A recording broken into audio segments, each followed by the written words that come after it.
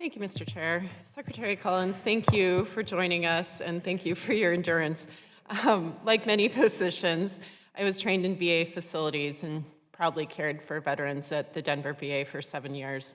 As a critical care physician for nearly 20 years, I have cared for far too many families grappling with post-suicide attempt repercussions. They're looking for answers, support, and hope. So I know you know and you've expressed your support for our veterans in dealing with the fact that they're amongst the most vulnerable people in our communities. Risk for suicide is very high amongst our veteran population, and it sounds from your multiple comments today that this is a top priority for you, and you've stated that multiple times. I just want to verify that we are in that together. We're definitely in that together, and thank you for your work there. One of the things, if I could just interject here, most people don't realize it's not just 75%, it's closer to 80 or 90% on some baby docs who all come through the VA. Yep. What I would love to have, and have your help and the other doctors' help, how can we keep them? Some of that is actually, by the way, if you want a bill recommendation that you might want to carry, let's raise the caps. Yeah. Get my caps raised so I can actually hire doctors at a rate that is better than what we got right now.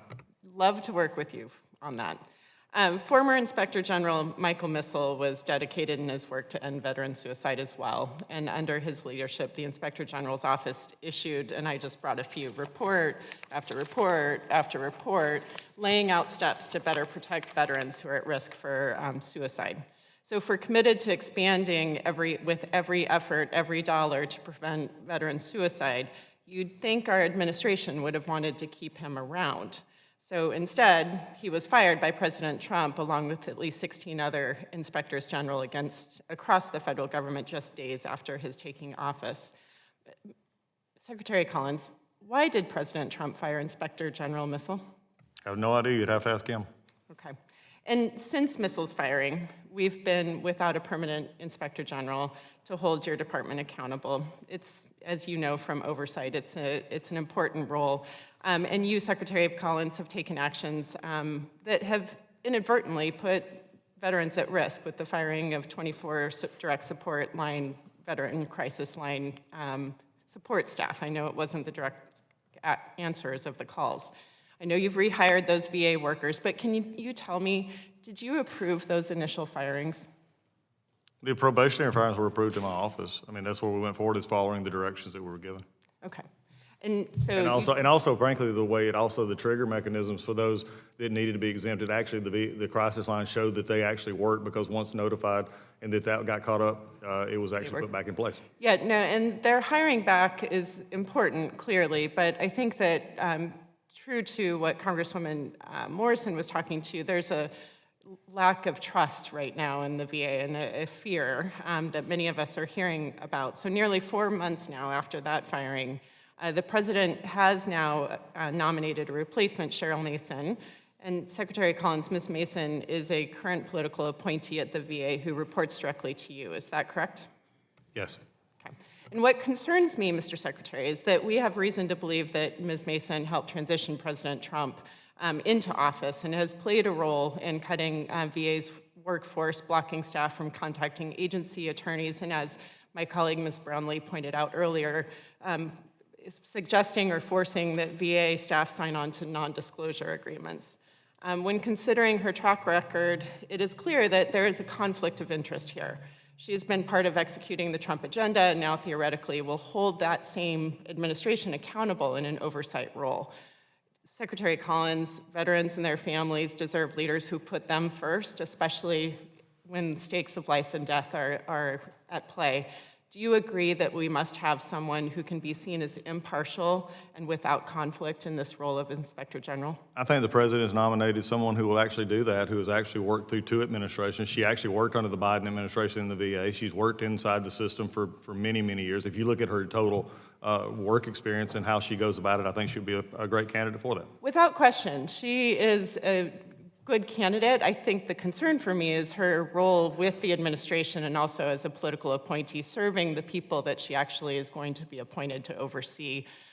Regardless of whether or not she can do that without partisanship or favor, the potential conflicts exist, or at least the premise or the suggestion of conflict exists. So for the record, our shared commitment to advancing an inspector general who can fulfill their statutory obligation to be independent and objective in executing their duties is something that we share. Is that true?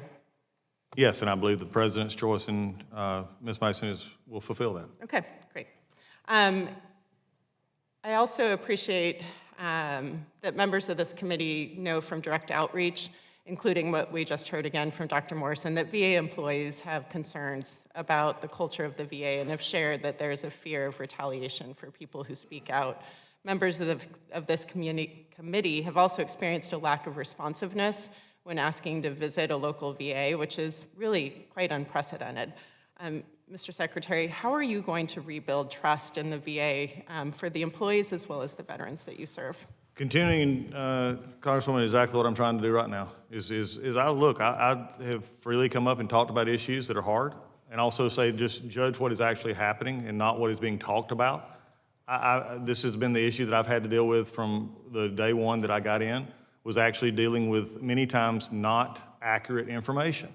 Now, we can disagree about how some of this is to go about, and there may be some things that we could, do differently, but also having to deal with just the blatant, disregard for, reporter and other, backlog actually hurts the problem. So for me, it's just having to go forward and tell the truth as I have it, as we're actually working it, and work to just rebuild that visit by visit by visit that I go to. And what is interesting, though, and I was not joking with Dr. Morrison as well, is in Minneapolis and in other places as well, once I am there and able to talk to our hospital staff, talk to our senior leadership, and see them, they're actually understanding what my heart is. And I just got to do this one at a time and with every member here. I appreciate that. I certainly appreciate that showing up is what builds trust, and clearly you are doing that in good honor and spirit, so I appreciate that. We will be watching. We certainly are looking for our veterans to be served to the best of our ability as a nation. I hear your commitment, and we look forward to further conversations. Thank you, Mr. Secretary. Congressman Zell. Thank you, Mr. Chairman, and thank you, Mr. Secretary, for spending